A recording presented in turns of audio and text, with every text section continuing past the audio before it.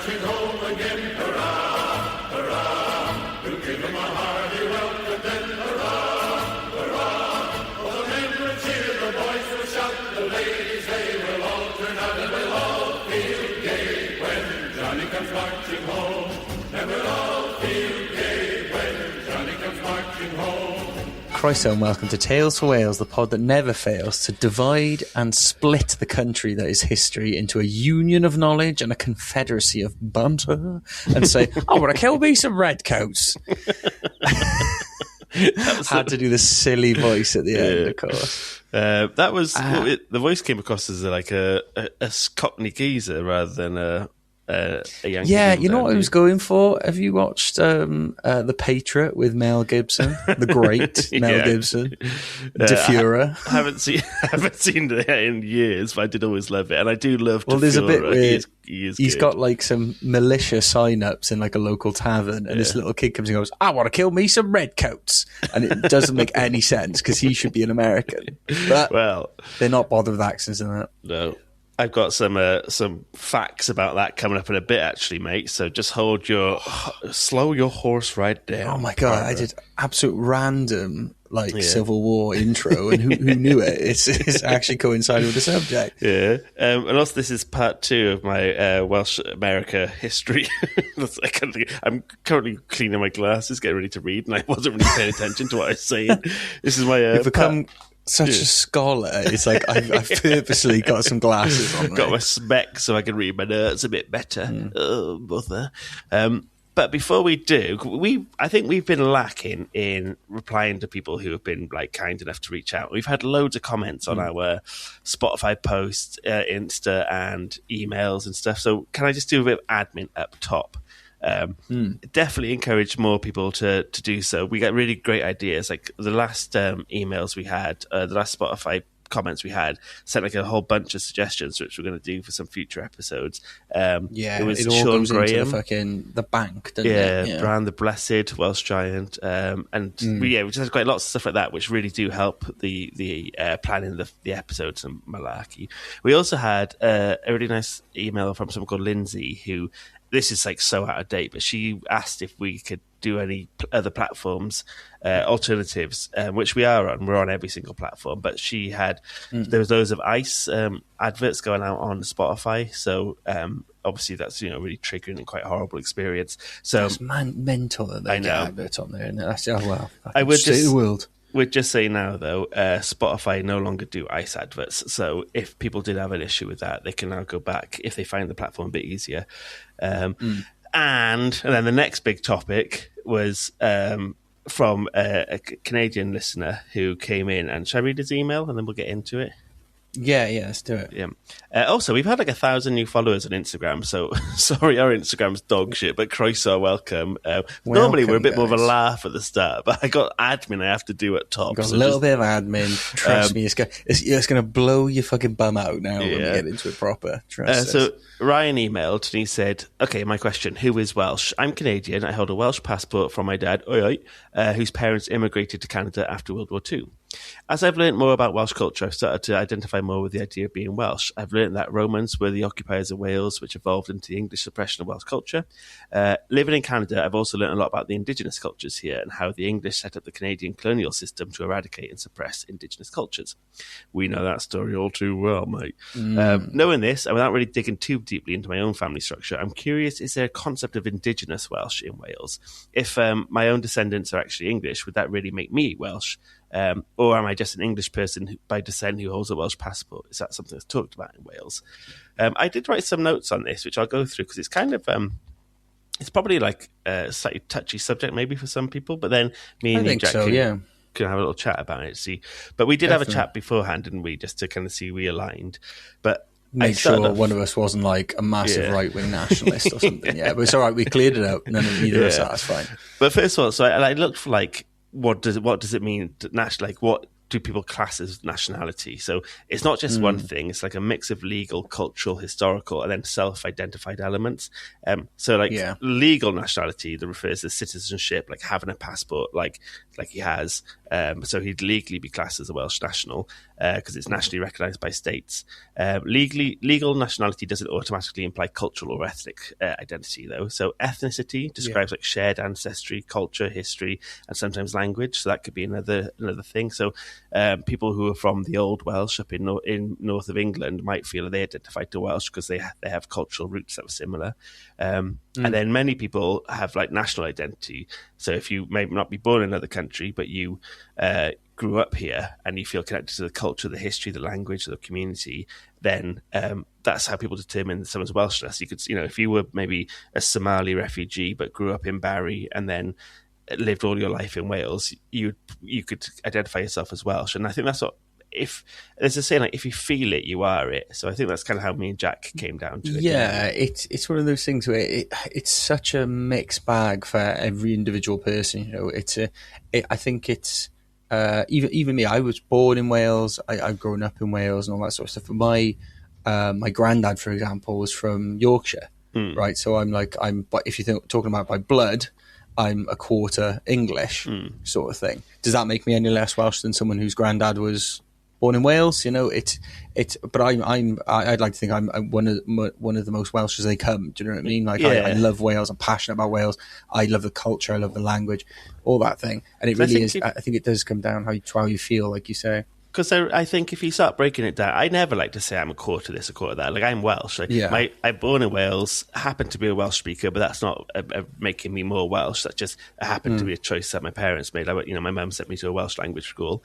But my granddad was Welsh and his granddad was Welsh. But then on the other side, my family are all Irish. And then my dad's mum was Polish and the surname Franks is German. Like, national identity is subjective, but I think it's more about self-identification. And I'm absolutely. And I also think like there are other things like people can kind of like weaponize it, but I'm much more of the inclusivity of it. Like, if you think if you've lived in Wales and you feel Welsh, or if you haven't lived in Wales but you feel a real strong heraith, like a longing, a connection to it, then you're Welsh. And I don't think it's that passion for the culture and the country, isn't it? I think that separates because there's people who are born in Wales and maybe have Welsh heritage going back God knows how many generations that maybe aren't that bothered about Wales. They're not that they might feel more really British. Feel that. They might feel like exactly. I had a friend. They don't feel that pull to the culture, maybe, and they might go, "Oh, I'm British first, Welsh second," type thing. And that's another thing. That's a rarity in Wales. I think. I wouldn't say so. Border towns, like I knew friends from like mid Wales who were very much British rather than Welsh. I don't doubt that it happens, absolutely. But well, maybe that's just my own bias creeping in again, because like I'm thinking, how could you possibly? But no, it's difficult. It's such a mixed bag. Like I said, it really does. If you feel it, if that's if you feel that passion, that hero, I think you said it's that longing. I think that's what sort of separates it into being a real, that's what makes you feel like a Welsh person. Yeah. But like people, I was going to say foreigners, people who listen to this outside of Wales. So we got lots of listeners from different parts of the globe who have Welsh links. Foreigners. Within about 5 minutes ago, we got loads of new followers. Oh, a lot more foreigners probably. But they might not realise that there's like an ongoing identity crisis in Britain. Like Welsh, I'm saying I'm Welsh first. I would never call myself British, but we're part of Britain. Scottish people are very similar. English people, some English people are very proud of being English. Some are very proud of being British. And like every single home nation has an identity crisis within itself. Like, are you more British or are you more home nation? Yeah. And just to compound this initial problem of the question, it's all over the fucking the Great British Isles. Yeah. And then when he asked about like ethnicity, is there a ethnic group of it? Welsh people are an ethnic, in terms, I kind of looked to see like how would you class that? It is in like if you were, is there a ethnic Welsh person? And they are an ethnic group and nation. Welsh people are classed as a nation native to Wales with shared ancestry. Historically, the Welsh emerged as a distinct group from the Brittonic people, so British people, after post-Roman Britain with their own culture and stuff. But then I've got some notes here. where it kind of mentioned you wouldn't really class it in the same way. So let me just find these 1 second. So indigenous is what the question he asked about as well, wasn't it? Yeah. Is there an indigenous concept? And indigenous status in international law usually refers to a group within a settler colony. So Wales doesn't quite fit this. So even though it was colonised in 1282, unlike places like, say, North America or Canada for him, or Australia, they would be indigenous because it's in more... At the time, in 1282, there wasn't this international law surrounding indigenous people. That's something that's kind of come recently. And I think we are our own sort of people, our own culture. If you think, Wales has a history stretching back, millennia, but it's, by this day and age, I think you'd be very hard pressed to find someone that's like, I'm purely Celtic, if that makes sense, like from an ethnic perspective. It's just too much of a mixed bag, I think, in this country. I think because it's probably a bit more about one of our more serious chats. Just to quickly sum it up, is someone English by descent, even if they identify as Welsh? I think most people in Wales see Welsh identity as quite inclusive. It could be birth in Wales, Welsh parents, so just a strong personal identification can all qualify. Definitely. Even though there is a conversation now with, again, people, international listeners might not be aware, but there's quite a far right swing in the UK at the moment called Reform, big party. They swept all across England and they promote England to the English, that kind of vibe. They're very, very, very pro-England, and then they class it as Britain, but they don't. It's a very English party. It's a pseudonym, isn't it? For it's a social but pseudonym. That's bled into they say every British, other they country. mean English. Yeah, and that's bled into Scotland and Wales, where now the Reform are starting to they were making groundswell in these other nations, but. Wales has always been held as a Labour left-wing thingy since the inception of the devolved National Assembly, which we call the Senedd now. In 1999, when Labour won then, they've never lost. They've been in control the entire time. And now it's shifted, and it's kind of a reflection of how people feel. And the two main parties who are going to win will either be Plaid Cymru, whose main goal is independence and creating an independence Wales, or Reform, who align Wales much closer to England and creating like an us v them narrative. Yeah. So in this question, is this talk happening in Wales? I think maybe not overtly, but on a subconscious level, people are discussing what it means to be Welsh. And we have a massive election coming up in May, which is when we'll... that question will be answered. Will it be Plaid or will it be Reform? That's going to decide whether this pod becomes a very happy place or a very fucking sad place. It will be a question: is Wales on the route to independence or a more inclusive society, or is it going down Reform, which will align much closer to England and objectively exclusive? It's also worth mentioning as well that there's, me and Franks would class ourselves as Welsh nationalists. Nationalist has got a very bad rep, very bad connotations these days. I think that's mainly because of like the Reform lot that makes it very what's the word? Exclusive. Very xenophobic. Closed borders. Closed borders. Britain for the British, blah, all that fucking bollocks. But Welsh nationalism is a very different beast. Yeah, it's that isn't a keep it Wales for the Welsh and whatever. No. That's that's a we welcome everyone, like we've just been discussing. If you move here and you feel Welsh and you embrace, if you really feel passion for the culture and the language and whatever. You're just as Welsh as the next guy type of thing. Also, Wales is suffering a brain drain where there's not enough industry, so young people do leave for England. We don't have enough people to look after old people. Wales it can't be a place where you exclude people just for a practical sense, but also a moral sense. That Britain's been a part of so many bad things around the world. There's now a moral obligation to welcome people. Anyway, this has gone dead serious. So let's... I know, this is... For the new listeners, we're never this serious in the first, 10 minutes. Everyone else, all the old school listeners, they're going, what the fuck has this become? What has this pod changed into? I think it's a really good question, though. And we really, really value people sending in questions like that, because I think... I don't know. It's nice to hear from people, but it's also nice to have a little... Even if we never reply to anyone ever again, we've got this episode to show that we do sometimes. Try our best. We do try our best. But like we normally do, so starting the episode off again, I'm having a Carlin. What are you drinking?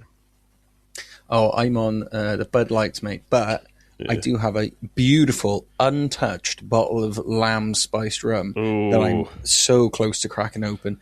For those who don't know, Lamb's is an inexpensive but delicious It is nice. spiced rum Gorgeous. variant. I got a bottle of Batty TV, which I was doing dry Jan, but I stopped dry Jan. I'm going to do dry Feb.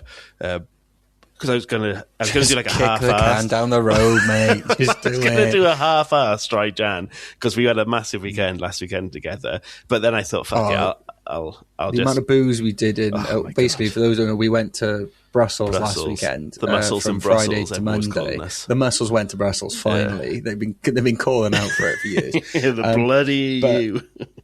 Even though, I know you were saying apart from Brussels you're going to do dry January, but I might think the amount of fucking swill we drunk in Brussels that probably would cover at least like 3 weeks worth of quota. So I just thought, fuck it, I've got a hectic life going on at the moment, moving, like a lot of stress with the move, and I thought this isn't the time for fucking modesty. No, it's not the time for half measures, mate. No, so it's time for very full measures. So full Feb is going to be full dry minge Feb, but right now I've got a sloppy gash and I'm ready to splash. Done the job, but dry minge. I've got my bad TV after this as well. We got three records tonight. Yay! 3 records tonight. I've got some bad TV downstairs, but I couldn't believe how far I've gone through it over Christmas. Sad, isn't it? Because I usually save it for like a nice tipple because it's so good. But I looked at it, I was like, fuck, I've got hardly any left. Also, I almost like divorced my wife on Christmas because we hosted this year, and my brother's new boyfriend came over for the first time ever. You said that with like venom in your mouth then, just to clarify, you're not a boyfriend. Goddamn boyfriend. I'm okay with it for the listeners. That's not the venom was accidental. Just to say, people who might be new listeners, because we have got some. Jack is absolutely fine with his big gay brother. He's my youngest brother as well. Yeah, I know, but he's calling the big gay brother. Cool. He's your brother, the big gay brother. He's the youngest by age, but the biggest by gayness, so it's fine to call him that. So he was down, and he likes rum, right? So my wife, you said rum, my right? gosh darn wife for rum. Yeah, he's a rum boy, mate. That is a good joke. No, that is good gear, no matter where you're from. That's good gear. Now we're back on form. The politics is out of the way. No, but anyway, and I looked over, and what is she doing? She's cracking open my bar TV I got for Christmas, pouring a fucking hugie. I was like, she poured it, and I like grabbed her hand and like forcefully tilted it back up vertically to be like, that cannot go on. This cannot happen anymore. I can't believe we haven't got a brand deal with fucking Bad TV. Give us a brand deal, or give us some balls, you bastards. The amount we fucking go on about them. Come on. I know. Come on, bro. Yeah. So, I mean, we're a bit into this episode, and my episode's relatively long, so shall I think of a segue to get us going? Or I think you should. And also, I did also have a cool message from someone on Instagram, let me just get it up, who has gone into, I had like a summer where I loved metal detecting. That flight of fancy for a brief summer. Yeah. Well, I want to go back into it, but a guy called this dude on Instagram called Aaron. He sent a message saying, "Hey, you might find this interesting. I found a metal detecting field near Llangrannog with a Henry VII silver annular groat from 1422, and it looks sick. So I think we should get. I think me and you should go. That beats the fucking like rotten jerry can we found that one time. Well, I found loads of bullets down Freshwater West, loads of army bullets, army bullets. But it made me think we should do a tour. We should do a next road trip and we do metal detecting somewhere. Yeah, okay, let's park that till later. Yeah. See what we do. Never hit someone less keen. I did it once, all right, and we found nothing of interest. I don't know why I was looking at it's an old English crown we found here. Or something like that. I found King Arthur's sword. What did we find that time? It was like jerry can and a horseshoe. But we were looking in the fucking ditch. We were looking in, no offence to Amy's dad. I don't know why.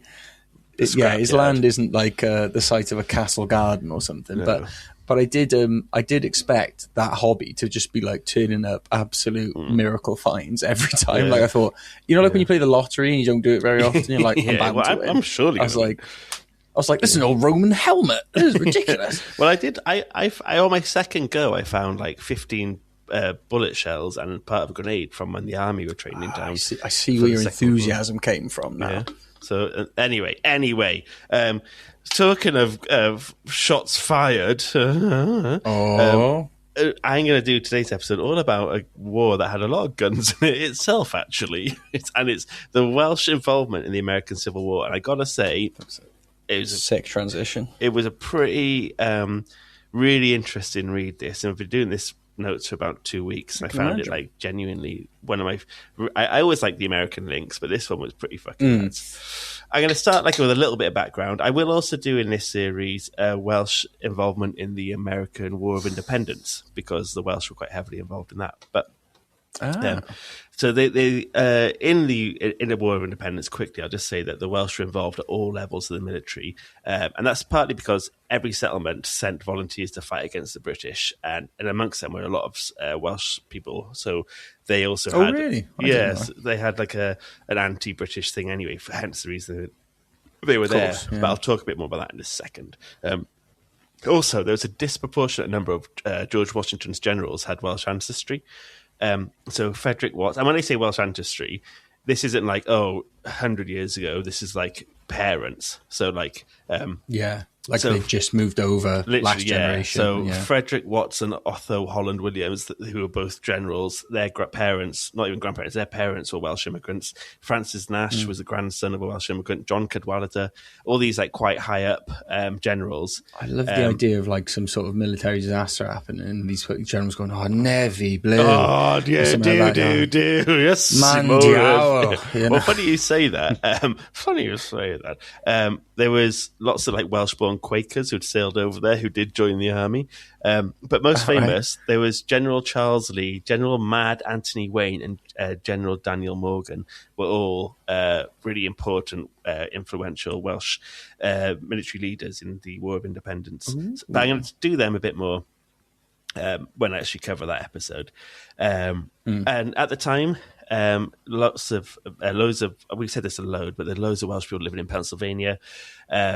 There was a place called the Great Valley, Gwynedd, and the Welsh Barony. They all had like lots of Welsh people there. They were so Welsh connected with Welsh life that you would always hear Welsh language spoken regularly in public life all around Pennsylvania. I love hearing that shit. Like it seems Patagonia, isn't it? Like when not long after the sort of migration, it's just like it's little mini pockets of Wales essentially, all over the shop. So the reason for there being so many Welsh over there was in the late 1700s. That's the first major surge in Welsh immigration, and that's down to a few things. Farmers in Wales, which was primarily most people's jobs in Wales, had really suffered under English landlords who'd raised rents and enclosed common land, so they were really struggling financially anyway. But then in the 1790s, there was a massive crop failure, and then huge taxation for the war against the French. And then there's also persecution of political and religious leaders by the English government. So America, as it once did, offered land, opportunity, and religious freedom, and they were like, right, fuck this, we're off. And the American dream. And then, they became Welsh pioneer farmers. They helped tame parts of the American frontier and make it productive, more involved in like the lay of the land because they are all farmers. So they kind of went in and contributed to the spread of like, they were really hardworking, they were very religious, and they were like community responsible. So they kind of fit into what this central image of America cultivated for itself. It kind of like, it was like this wealthy, expanding republic, and the Welsh kind of fit what they were after. But then, when the American Civil War started, there is an estimated 120 to 250,000 Welsh Americans living in the United States, so around 250,000. And it's the 1860 US Census recorded specifically 45,763 individuals who were born in Wales, but that population is far higher when you do Welsh-born descent. So there's like, people who would still call second generation Welsh immigrants or whatever. So, and not even second generation. Like you could have emigrated there, but because you weren't born there, you went on the census of being born there. Oh, I see what you mean. Yeah, so a little bit of background about the Civil War. It was 11 southern states declared war on the North because old President Abraham Lincoln planned to abolish slavery. The Confederate States of America were formed in February 1861 with former U.S. Army officer Jefferson Davis as president. He'll come back into it a little bit later on because he is also Welsh descent.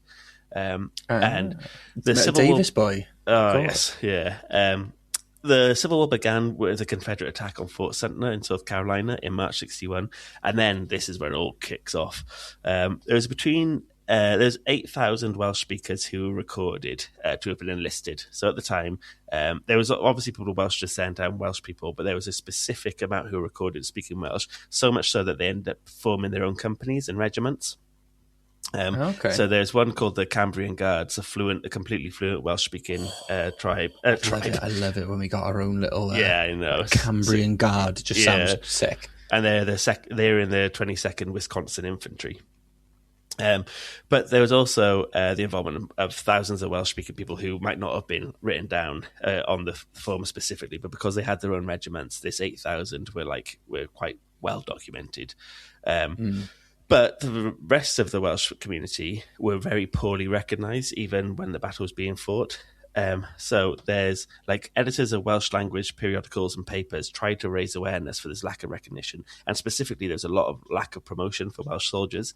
There's this guy called Dr. Jerry Hunter, who's an American, but who's a lecturer in the University of Wales, Bangor. Also, I was going to kind of reference where I got a lot of this information from, because it's I think it's quite, it's important to reference people.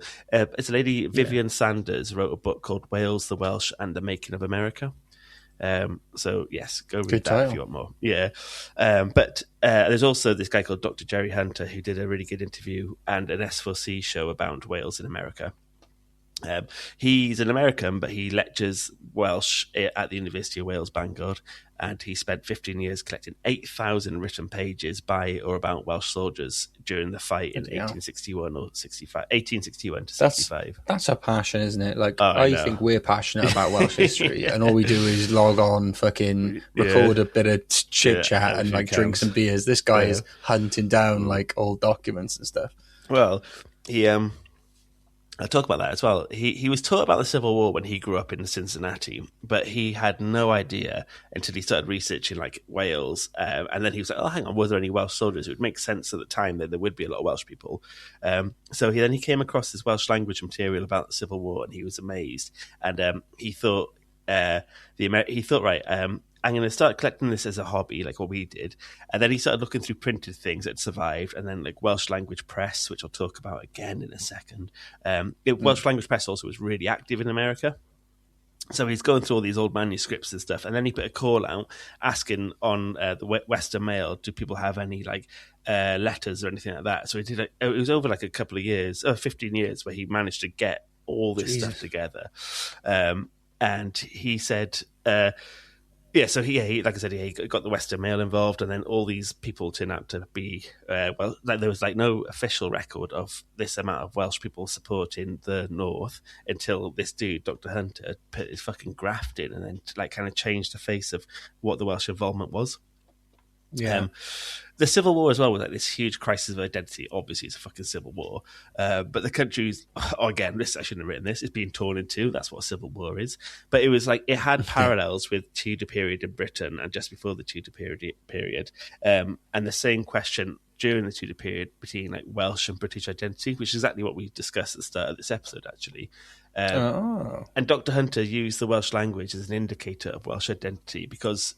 in the 1860s, the two went hand in hand, even in the US. So, being a Welsh speaker and being Welsh, it's kind of the reason why they left Wales, because they felt persecuted and unwanted in Britain, especially under official acts from the British government. He also he said people didn't realize that the Welsh had this thriving living community in the US until relatively recently, and I'll talk about why it disappeared, and it disappeared quite quickly, but I'll come to that at the very end. So, some of the motivation between the Welsh joining the North was because one was the loyalty to this new adopted country. Like lots and lots of Welsh migrants saw military service as a demonstration of patriotism and a way to claim like full membership in American society. I could see that. Just saying, look, I've actually fought for this country, so it is my country exactly. now. Yeah. And then also a lot of them were placed in the northern states already, so they had loyalty to the North. So they were like, right, I'm from Pennsylvania, I'm going to fight for here. And also Lincoln himself had written letters and had some printed in Welsh. So in these Welsh newspapers, the Welsh-speaking communities really like admired him because he put the effort to directly speak to them. If there's one thing the Welsh love, it's a little bit of love in the Welsh language. Welsh American newspapers like the Drych, which actively promoted Union patriotism and framed enlistment as a proof of loyalty. What's mad is so sick. Remember Reese, we met, one of our listeners, we met when we went to the Eisteddfod. He gave us a copy of the Drych, which is like a book version of it where it's collected and collated all these old stories. So I was going through it earlier, and it's so cool, man. It's about like 200 pages of headlines and stories and stuff that were all written in Welsh in this American newspaper. So I'm going to do an episode of the best stories I found. I think we owe that Reese a few more beers, considering, we do. To be honest. Yeah. So diolch, Reese. Thank you. And there's also another reason they wanted to fight was there was this real strong sense of abolition and moral principles. The opposition to slavery was like really common amongst Welsh communities, and it was shaped by religious traditions and moral views from Wales. And I mentioned they had this strong similarity, and they felt the way they were being treated back home wasn't too dissimilar to how like the landlords and stuff owning all the land, and they were working it and getting very little money for it. Yeah, accustomed to being treated like shit, basically, so they could sympathise. And if people are thinking, oh, well, it's not as bad as slavery. No, it's not as bad as slavery, but it wasn't far off. People had to leave. Same with the Irish, same with the Scots. They had to leave in their thousands because they couldn't live at home because of the way it was being managed by an English government. And I always try and prefix in English government because obviously English people have it just as bad in certain ways, and you shouldn't just say the English because then that makes it sound like it's my wife who's English. The Welsh have been oppressed in Britain by the English aristocrats, and they compared the slave owners in the south with the English aristocrats. And although England was officially neutral in the Civil War, it supported the south a lot commercially via cotton, which was all done by the slave trade. That's such a fucking cop out. We're totally neutral, guys. But we'll buy all this to feed our textiles. It's I know it's a lot more complicated than just slavery bad. I understand that with the war and everything. There's like economic things are playing, God knows what else. But it really is just a thing of there's one side that are going maybe some people shouldn't be slaves. The other people are saying, oh, they should be. Yeah, I'm making a bit of money. And to go, oh no, I don't want to pick a side. I'm going to sit on the fence. Absolute cowards. Yeah. So that was one big thing about it. So fighting for the North kind of felt like it was also against the interests of the English. So it was another driving factor to be like, right. A natural home for the Welsh. I love it. And then the final point I found was there was also this communal and religious network. So the chapels and Welsh cultural institutions helped recruit a lot of the soldiers and reinforce this moral imperative. So, the Welsh are a very pious religious bunch, especially at the time. Yeah. So they capel and churches had a huge influence. There's quite a history of Welsh immigrants or Welsh descendants of Welsh immigrants being on the side of the oppressed, isn't there? Because you said at that time we're very pious and the word of Christ is sort of embedded in our upbringing. In the sense of be kind to your neighbour, they're very religious, And also, no one in Wales has ever been very rich, so you're always on. You're never going to be on the big boys team. There's never been a rich Welshman, not once. And then, so I really enjoyed researching this, and I generally found myself just trying to find as many people as I could because I found some books and some JSTOR. Do you remember JSTOR when you were at uni? You could access books for free on there. It's a big library. Absolute resource. I did not tap enough while I had the, I know. The capacity now to. I can't get full access to everything, but I got some facts about some specific Welsh soldiers who had either been officially recorded in American history or they were from letters. that they'd received and sent to Wales, so that people had found those letters and shared them. So, first one, John Griffiths-Jones, born in Peniswadwn. If you break this down, it says Penis Arwain, but it's so I don't even, it's in Gwynedd. I don't really know how you say it. Penis Arwain, Penis. Pen. A-R-W-A. Sorry, say again. Penisarwaun. Penisarwaun. That would be Penis Arwain. Yeah, I'd say that Penis Arwain. And also, just for the listeners, wine, or gwain rather, it's like fanny, is another word for vagina in Welsh. Yeah, so that is very much like penis on the fanny. Yeah, very good. Yeah, he joined the 23rd Wisconsin Volunteer Infantry in 1861 when he was 18. I gotta get out a penis on the fanny. I gotta elope somewhere. Well, then he sadly died. Not elope, you know what I mean? Immigrate. Yeah, he got killed in a skirmish in Louisiana in 1864. While on active service, he wrote loads of letters to his relatives in Wales. This is really cool. One surviving letter was sent from Llanrug in 1863 from his grandfather, begging him to come back to Wales. But he sadly didn't get the letter because he died. But this letter is available to view at the Library of Wales in Aberystwyth. So you can actually see these correspondence. And then there's a guy called Lewis. Joined the Unionists at the age of 14, but he was captured and languished at the Andersville prisoner of war camp, which was so well equipped that 33,000 inmates had to make their own tents from their ragged clothes and blankets. And he sadly died at age 17, just a few weeks before the war ended in 1865. Jesus. There's got to be fuck all going on at that time of history where you're 14, you got to guess I'll just join a war. I know. But then, in the book, Blair Tyler Bora, Chiquito, who fought the Americans, Chiquito, he mate, was 14, yeah, and he was a father. That's true. So, I feel like I've let Wales down now, fucking having a go at Chiquito. Yeah. I'm not going to provide any context as well for the listeners. Just leave it at that. David T. Davis, the guy who did Harry Potter or whatever it's called. No, Doctor Who. Very good. Russell T. Davis's younger, much older descendant. Yeah, older but younger. No. What's the word? What's the word when they're the ancestor? Ancestor. He served in the 7th Pennsylvania Cavalry, and he survived the horrors of the Andersville prisoner of war camp as well. And then he lived through World War I, and he died in 1923.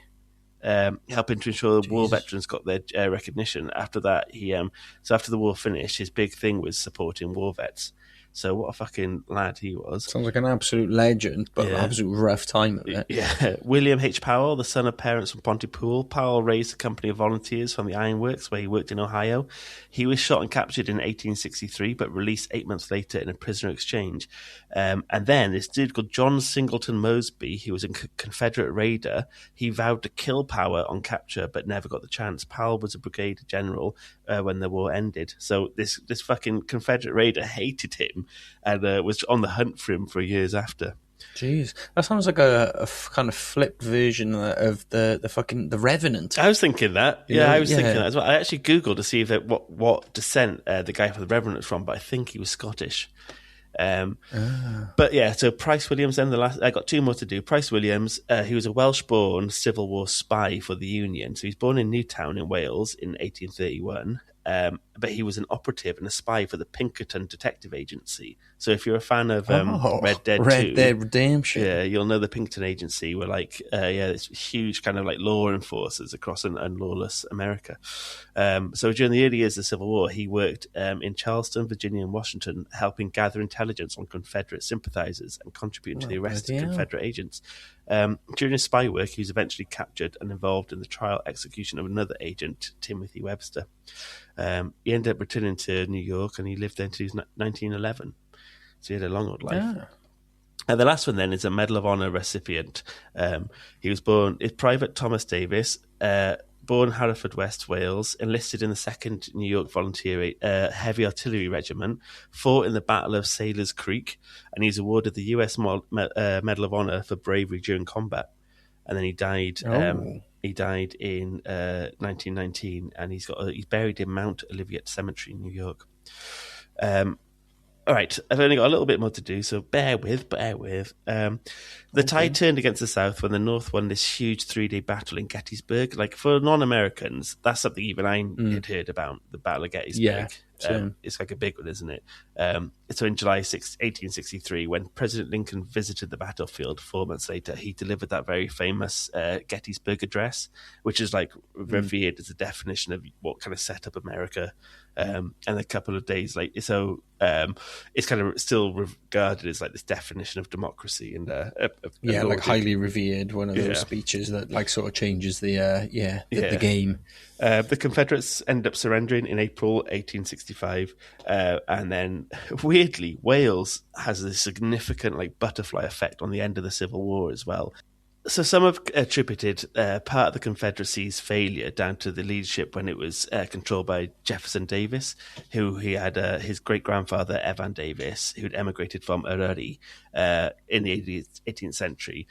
They said like he was quite a poor leader, and when Robert E. Lee took over, he was doing a lot better, but the early failures really contributed to like lack of preparedness and a loss of some key areas. Yeah, I can imagine like a lack of momentum early on, just doesn't get you quite over the line. No. So, had this Jefferson Davis, had his grandfather, Evan Davis, never emigrated over, the Confederates might have had a different person, maybe someone who'd emigrated from Scotland or England, and the Confederates might have had a better start and done even better and won the war. So had it not been for a Welsh bloke who decided to go on over, the American Civil War could have ended very differently. So a Welsh guy went over and was shit. Fucked it. You're welcome, America. You're welcome, guys. And then on a slightly somber tone, more than 620. I'm dyslexic. I'm shit at reading numbers. I'm bad at saying this. So 620,000. How do you say that word? 620,000. Yeah, 620,000. Yeah, there we go. Or maybe even 7,500,000. That's probably not how you say it. 750,000. 750,000? 750,000. So more than those two numbers. Well, between those two numbers, they haven't quite decided, but it could be as much as 70, 50, 100,000. 750,000 died in the fighting, and President Lincoln was shot 5 days after they won the war. So the American Civil War remains the deadliest conflict in U.S. history, with its estimated death toll. It surpasses the combined fatalities of all other U.S. wars until the Vietnam era, making it far more costly than World War I, World War II, Korea, and Vietnam combined in terms of American lives lost. So, Jesus. Yeah. It's a biggie. And then, like I mentioned earlier, Welsh identity and assimilation. Like over time, Welsh communities underwent this gradual process of Americanization. So in 1880, this dude called Reverend William Davis Evans visited Pennsylvania and noted, while the Welsh influence was very strong here at one time, the descendants of the early settlers were now 100% American, and this pattern repeated elsewhere.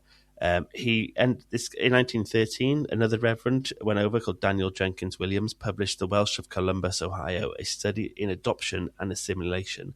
And there's a chapter called The Vanishing Welsh, which reflected how the language and distinct identity faded away as people wanted to become American rather than Welsh. Yeah. Well, it's like America's got a very strong cultural identity in itself. Exactly. Isn't it? I suppose that was like, and in the like early you said, years, with people. Yeah, you wanted to to make that country into something, I guess, wasn't it? It's interesting though, like you said, that in places like Patagonia, there's still a Welsh culture there, still Welsh language that is very connected to the roots over here. Yeah. But in America, although there's tons of people of Welsh descent, we get messages from people of Welsh descent. Lots of our picture members are Welsh, and but it's not as like. An Irish American, yes, that's so prevalent, isn't it? Do you know what I mean? But a Welsh American, you don't really see a lot of that. Certainly not in like pop culture. And there was way more Irish people moved over to New York. Oh, of course, yeah. So, it is mad. I think Welsh people can sometimes be a bit more subdued and like a bit more like, I'd rather fit in than fit. Maybe that's unfair, but I think we're quite an easygoing bunch in terms of kind of want the simple things: choir, church, like roast dinners and beer. That's all you really, and farming. You're just describing yourself apart from the farming there. I added farming at the end as a little caveat. Throw people off the scent. I like it. So hope you enjoyed the whistle stop tour of the American Civil War. That was great, mate. Diolch Again, yn gwrando. these things. I love the connections between Wales and America, and Me. I love it that we're actually, when you look into the minutiae, we're actually quite connected and influential in these things, like more than you'd think. As such a small country. But yeah, no, it's class. So all the new listeners, please, what would really help us start off this year strong would be if you got this far, there's no reason not to check out your app and drop us a cheeky little 5 stars and give us a review. If you can give us a review and leave 5 stars, that's perfect. If you want to support the pod, would be lush. Additionally, like some of our other legends, you can join the Patreon, and there's a series of tiers. On the next episode, we'll tell you what those tiers are, because I can't be asked right now. But you can find them if you go to link in our bio or patreon.com Tales for Wales. Let's just see if that's true. Tales for Wales, all words. Yeah, patreon.com/Tales for Wales. And then you are laughing. Anyway, diolch yn gwrando. We love you to eternity. Diolch pawb. Ta-da. Ta-ra now. Ta-ra. Both sides are falling to, and we'll all drink stone wine when Johnny comes marching home. And we'll all drink stone wine when Johnny comes marching home.